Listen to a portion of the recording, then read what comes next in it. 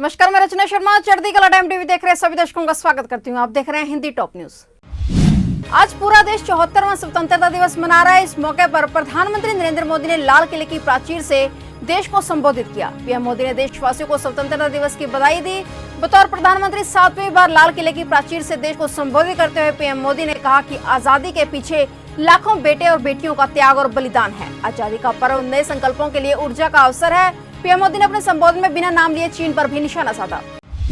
प्रधानमंत्री नरेंद्र मोदी ने आज लाल किले की प्राचीर से वैक्सीन को लेकर बड़ा ऐलान किया है। प्रधानमंत्री ने कहा है कि इस वक्त देश में 3 वैक्सीन पर ट्रायल चल रहा है। जैसे ही वैज्ञानिकों की ओर से इसे मंजूरी दे दी जाएगी तभी बड़े पैमाने पर इसे लोगों तक पहुंचाया जाएगा। प्रधानमंत्री नरेंद्र मोदी ने बताया कि उनकी तैयारियां पूरी कर ली गई हैं और साथ ही वैक्सीन को कम से कम वक्त में देश के लोगों तक कैसे पहुँचाया जाए इसका खाका तैयार किया गया है।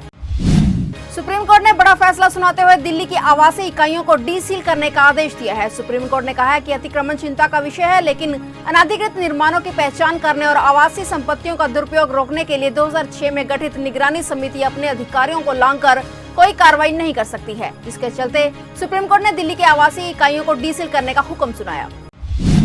देश आज 74वें स्वतंत्रता दिवस का जश्न मना रहा है। आजादी के इस खास अवसर पर सर्च इंजन गूगल ने शानदार डूडल बनाया है। गूगल ने स्वतंत्रता दिवस के डूडल में भारत के आर्ट और संगीत को दर्शाया है, जिसमें शहनाई, तुतेरी, ढोल और वीणा को दिखाया गया है।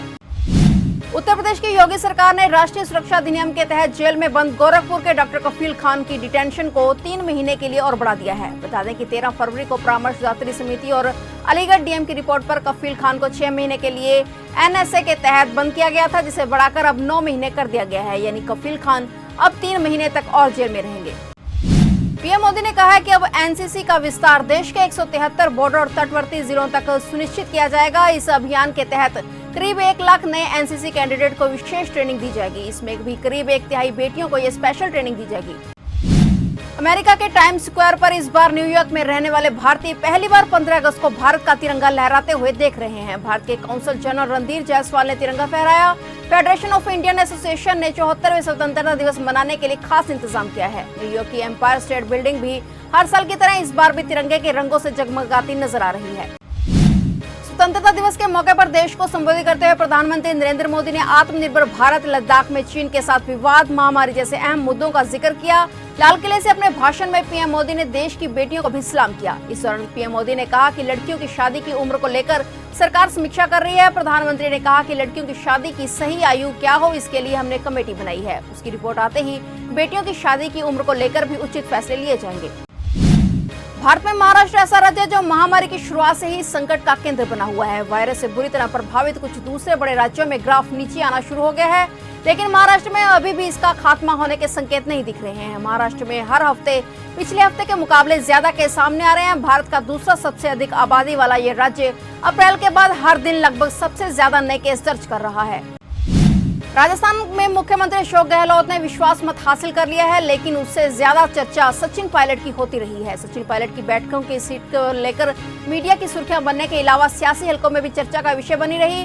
बता दें कि सचिन पायलट शुक्रवार को विधानसभा में कांग्रेस विधायकों के बाद निर्दलीय विधायकों के बगल में बिठाए गए थे। निर्दलीय विधायक सोफे पर बैठे हुए थे और बगल में पायलट आने वाले रास्ते में कुर्सी पर बैठाए गए थे। इस पर सचिन पायलट ने सदन में कहा कि पहले वो उस ओर बैठते थे तो सरकार का हिस्सा थे, आज वे विपक्ष के एकदम बराबर में बैठे हैं तो ये सरहद का हिस्सा है। उन्होंने कहा कि क्योंकि मैं सबसे मजबूत सिपाही हूँ इसलिए मेरी तैनाती यहाँ की गई है।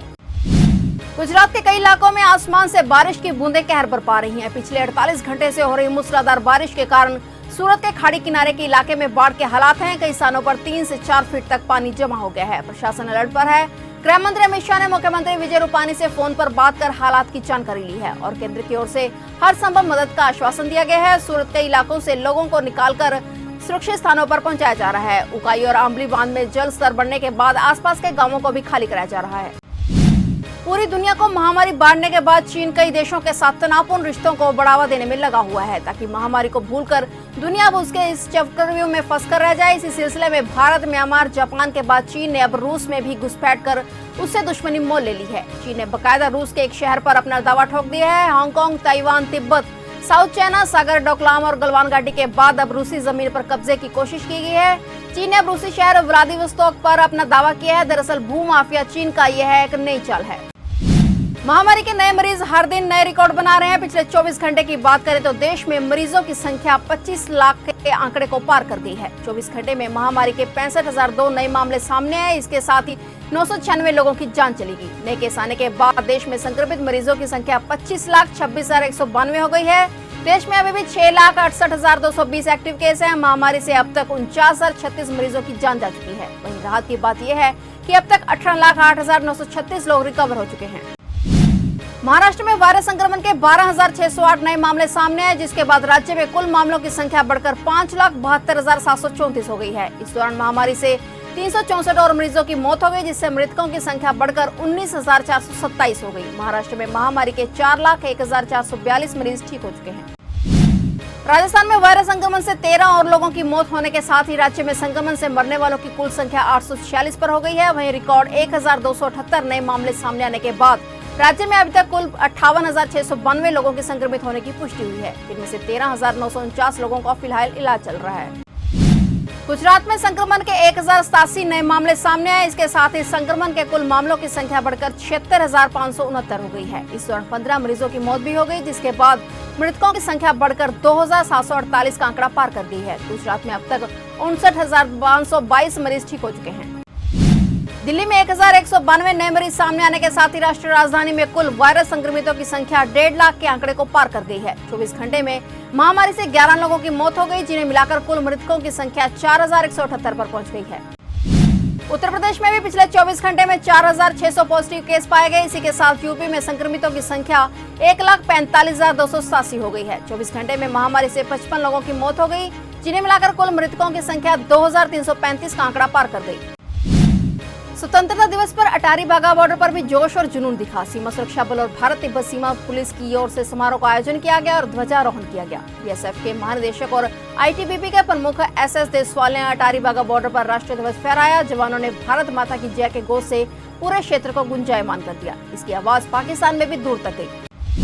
पंजाब के मुख्यमंत्री कैप्टन अमरिंदर सिंह ने 74वें स्वतंत्रता दिवस के मौके पर मोहाली में तिरंगा लहराने की रस्म अदा की। इस मौके पर पंजाब के सीएम ने देशवासियों को स्वतंत्रता दिवस की बधाई दी और देश को आजादी दिलवाने वाले शहीदों को याद कर उन्हें श्रद्धांजलि अर्पित की। और अपडेट्स लेकर फिर से हाजिर होंगे, क्योंकि समाचारों का सिलसिला यहाँ कभी नहीं थमता।